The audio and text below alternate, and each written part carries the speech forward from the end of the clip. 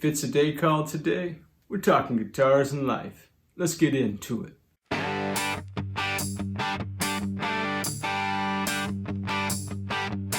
If it's a day called today, come rain, sleet or snow, we're talking guitars and life, Jack.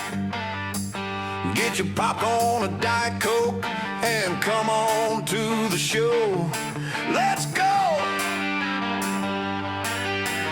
TED Talks, Guitars and Life. TED Talks, Guitars and Life. TED Talks, Guitars and Life. What's the point? It's Tuesday night. Ted's talking guitars and life. If it's a day called today, another guitar, some stories, and a video.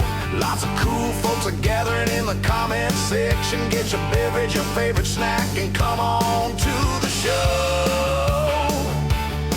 Let's go! Come on, Jack!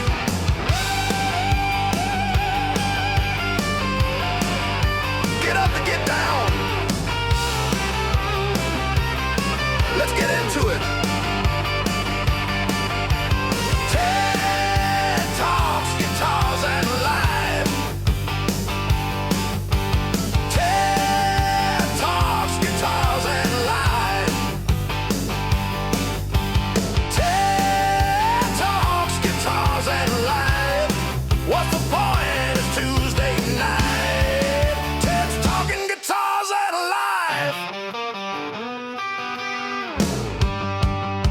Come on, Jack.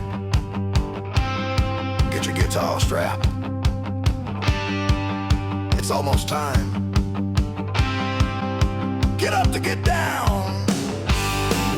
Well, welcome back everybody to another exciting episode of TED Talks Guitars and Peavey. No guys, it's TED Talks Guitars and Life, Jack. Man, I hope whatever you're doing today, you're having a fantastic day. We are reaching the end of the Peavey EXP generation guitar, and yeah, man, I purchased the body and the neck on the local marketplace for 50 American dollars. We've done a slew of work to it. Hey guys, you can see everything we've done to the guitar to date in the playlist in the description below. Just look for Peavey Generation EXP. Well, in the fast forward pre-game activities, I did copacetically reassemble the guitar. So I've done a few things to it, but I've got a couple of challenges. So let me start with the good news. The good news is these Grover tuners, they are branded Grover. Those are good tuners, man. I don't have any slack in those. They are holding tune pretty well. Now, I haven't been playing the guitar for hours and hours yet, okay? I've just been doing some minor setup kind of thing. It does have one string tree that came with it. All right. It did not have a nut. So I had a couple of choices. I had a Graphtec white nut, and I had this black tusk nut, and I decided to go with the black tusk nut. I thought that would be copacetic. Now, I have not glued that in. All right. So I'm going to double check everything after we face a couple of challenges, and only when I feel like it's completely copacetic everywhere else on the guitar, I will put, a little drop of CA glue to hold that black tusk nut in place. By way of the frets, they all check out. I've got no buzzalicious anywhere on that guitar neck. The action is where I like it. It may not be as low as you like it, but this is my player preference. There's a couple things I've done. I put black strap buttons on the guitar. I put a black switch tip on the switch over there. But the big opportunity for us this morning is electronics. So the big opportunity that we have with this guitar at the moment has everything to do with the electronics. I don't believe that any of those parts are not operational. I believe that I've set this up wrong. And so we're going to dig into the electronics of this guitar, try to set it up one last time, see if we can't get some tone samples and talk about the Peavey Generation EXP guitar, man. Why don't you run on out to the kitchen, Jack? Grab yourself a Diet Coke and some popcorn, baby. Meet me back at the workbench, man. Come on, get up, get you some snacks. Come on back to the workbench, man. We got work to do. Let's get into it.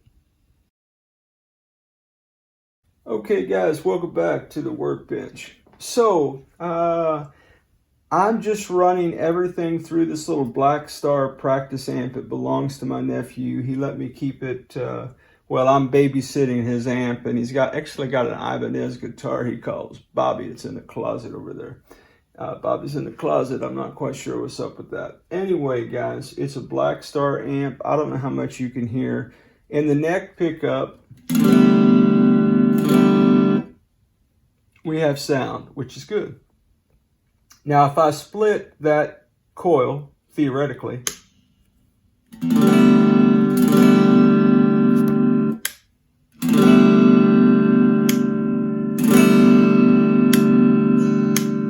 you can kind of hear the variation, maybe kind of sort of, okay? And one thing is that switch in my old rock and roll ears is backwards, where if I wanted to split it, I would want it in the up position.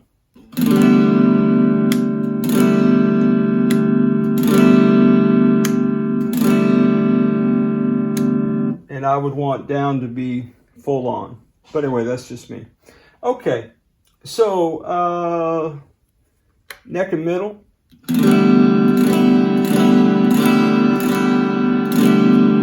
Very bright. Middle by itself, extremely bright.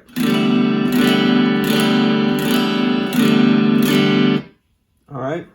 Middle and bridge. This is where we run into difficult. Well, let me just do one thing. All right. So neck pickup, middle, bridge. Guys, I've clearly wired that wrong, or that pickup ain't no good. And I don't think Strings and Puck sent me a pickup that ain't no good. I think I jacked it up, and I believe I know how I jacked it up. So there's a couple of things. Two Bike Mike, my dear friend, is the gentleman, the scholar, who sent me over a schematic. Okay, this was the revised schematic where I went in and we changed all the colors to match the. Man, Mike is such a solid dude, man. We got on the phone, man, and we tested everything with the meter and, you know, all the stuff, and labeled all the wires. And anyway, so I made that. Well, my friends, when I put the guitar together, I used this. This is my magic marker bleeding through. Forgive that. This is the old schematic. I followed this. So this is before I updated all the colors, and so I may have inadvertently messed this up. So what we're going to do, we are going to pop a top on this bad boy. Let me get it unplugged. Pure tone output jack, baby. All right. Oh, by the way, if you didn't see the make your own DIY cavity cover, that was, well, we're going to go with fun. Man, how's your day going, guys? What are y'all working on, man? Put it in the comments. I am hoping to see everybody at the live stream, and that we had a great time. I think you'll see this after the live stream. I don't know if this will be a premiere or not, but depends on if I get this figured out or not. So, DIY control cover. Now, there's a couple of challenges with this. One is it's not perfect. It's Ted Talks Guitars and Life. Nobody expected perfection. It's not cut exactly right. And the screws are not going flush with that quite yet. So I think I need to maybe bevel, yeah, all those. But anyway, that notwithstanding, I need to deinstall this cover. And so what I'm going to be doing is I'm going to open this up. I'm going to look at the electronics and see if I can't resolve the issues that I'm having with the pickups. And again, guys, if none of this is fully functioning and operational and all the things, man, just know that ain't none of this a reflection of Two Bike Mike's diagram. I have complete, total confidence and faith in Mike's ability to draw a diagram, Jack. He's the one that made the diagram for Ken's telly. And that worked out all right, Jack. And a couple of other diagrams for me personally on some of my other projects. So Mike's a stand-up dude, man. Check his channel out if you haven't. Two Bike Mike. Yeah, man. Lots of good content. All right. So, pop this cover off. There's all the fun under there. All right, guys. Well, I'm going to be for checking my electronics here. I'm going to follow Mike's schematic. There's a lot of wires. It's a lot of stuff. I don't know how much of it you're going to be able to see. I have ordered a overhead stand so that in theory, in future videos, I'll be able to give you an aerial shot of what's happening. That's not because I'm the teacher, guys. There's three things that are true today and every day. Number one, I'm not a luthier. Number two, I'm not a professional. Number three, all this channel has ever been, and I'm saying ever been, is one man's journey with all things guitars in life, and that's all this channel is ever going to be, Jack. I am not the teacher. I am not your instructor. I am your friend, I hope, and I hope you dig hanging out with me, talking about guitars and life. So without any expertise at play, I'm going to be doing my best to check all this wiring. And I've got a boatload of wires, and it's going to take me a little bit of time. So, all right, guys. Well, let me quit stalling and get into it, Jack.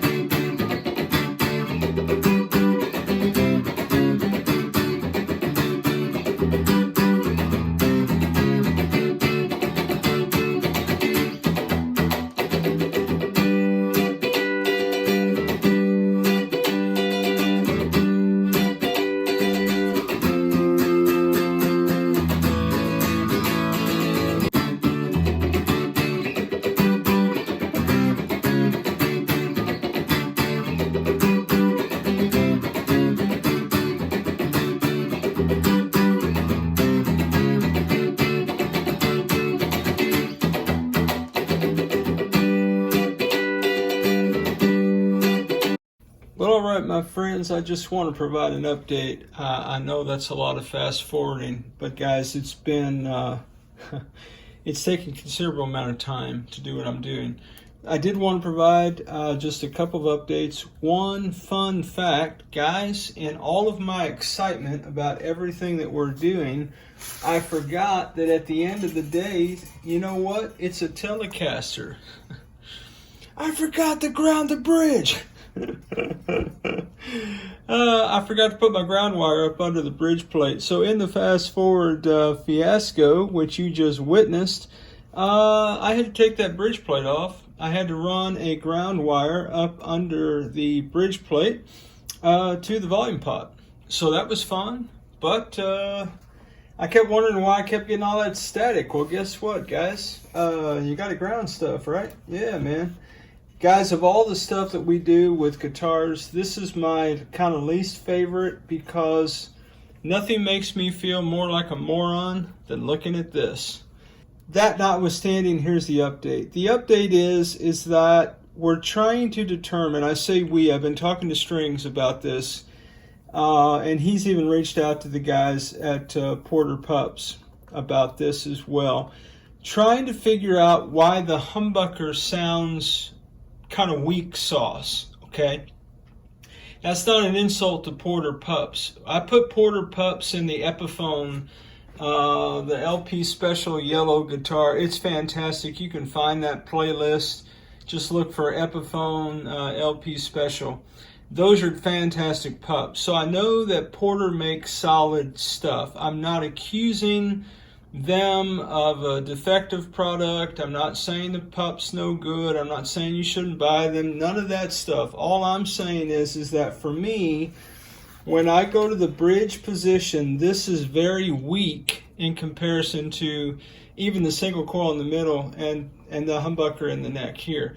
These are the Peavey pups that came. When you switch down to the bridge, it's very faint in comparison. So here's a demonstration of what I mean. Neck pickup, middle, Porter.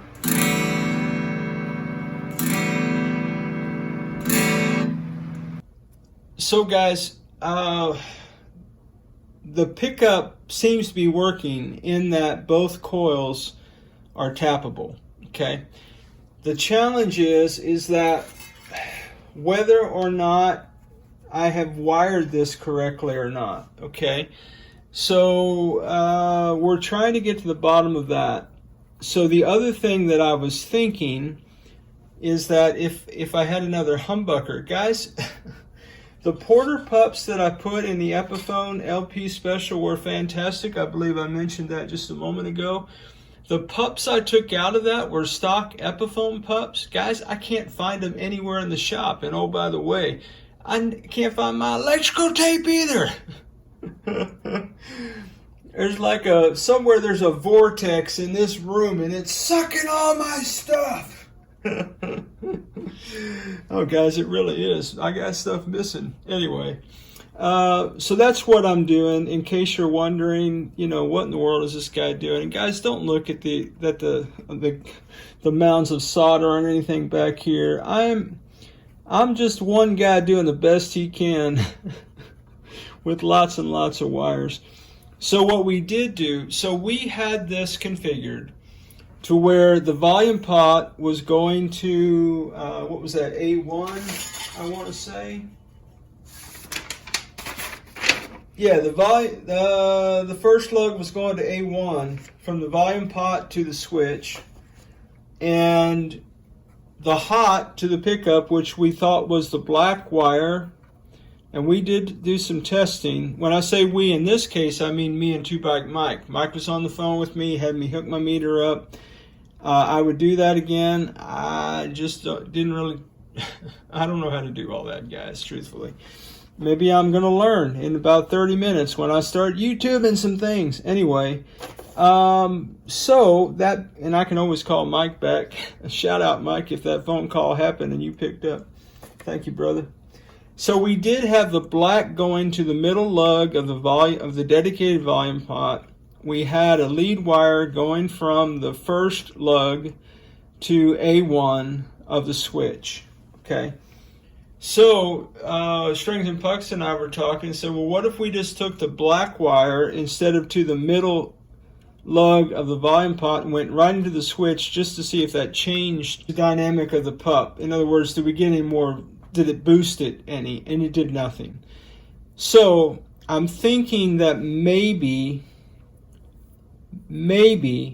the color coding that we're using is not these particular pups. I don't know. But again, I thought we tested all that yesterday. But guys, it's just all one big blur right now. Anyway, I just wanted to stop the fast forward fiasco for a moment. Let you in on what I was working on, and I'm going to get back to work now. All right, guys. I'll be back with an update. Stick around. Well, all right, my friends. You know, guys, we talk about the YouTube guitar community a lot, and I know that some people don't think that's a thing. But I just got off the phone with my dear brother Strings and Pucks, and we did some testing. I want to bring you in and show you what I learned. So what I learned is that the color scheme that we had looked up and that I thought was correct is not correct anymore. So we're now rocking over 10K on this bridge humbucker. So what I did, the black was hot and everything else was either the ground or taped off. And so anyway, I think we fixed it. We're gonna find out in just a minute. Jack, stick around. Thanks, Strings and Pucks. You're the best, baby. That's the humbucker we were looking for. Check right there, my friends, my friends. So we do copacetically have our electronics done, my friends. We again have a volume dedicated to the bridge pup. We have a volume dedicated to the neck and middle. We have one master tone, and we do have a coil split on the neck humbucker. 5-way switch with a black tip. Well, I need to find some knobs for this. I've got a few options in mind. Tell me what you think of some of these. So we could follow the black knob theme and go with your basic black knob. I don't know if that's copacetic or not, my friends. And I need one that says volume, volume, and tone on it. I've got a plethora of knobs, as it were. So let's see, we could do a little something, something like that. We do black. We've got a cream color. This might actually look pretty good, actually. Something like that. Or we have the creme de la creme, i.e. the cream color. Or I could do one of each color. We also have, and I was just kind of toying around with this idea, we've got some speed knobs that I've been sitting on since we did the NAG projects, man. Not a Gibson guitars that we got on Temu. I'm kind of feeling that right there myself. But if you hang on the channel, you already know that's my favorite. And I'm thinking we got to go white, but I'm just going to look at these. We got something like that. Yeah, I don't know. I think out of all of those, these are basically the same color. We could do black, we could do cream, we could do white, we could do a speed knob. I like the speed knob idea, man. I just don't know how that looks. Probably doesn't look fantastic, all things being equal, but you know, it's not a beauty contest, guys. Really, really isn't. Well, those are some dirty knobs, man. Dang. Wonder what those came off of. I think I got a... The problem is I need a volume. All I got is white tone knobs. I don't have volume. I guess I could scrape volume off of there. Well, what are we going to do? I don't know, guys, but it should be an adventure from here. Well, my friends, I think in the next video, I guess we're going to have to come back to the old Peavey Generation EXP guitar and set this bad boy up. So if you have comments about the color selection, these videos are pretty much posted in real time. This video will go up tomorrow. So if you have an opinion about it, I would receive it. Oh, here's a volume. Man, why are they so dirty, man? I don't know what these came off of. Tone. There's a completely different aesthetic. I guess I could do these all shades of white. Oh, that's horrible looking, guys. I may just have to go black, man. Black would at least match.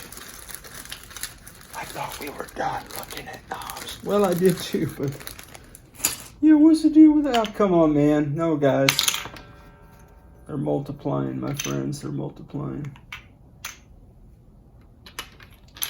I don't know. I guess all things being equal, black would probably be the most logical color scheme. But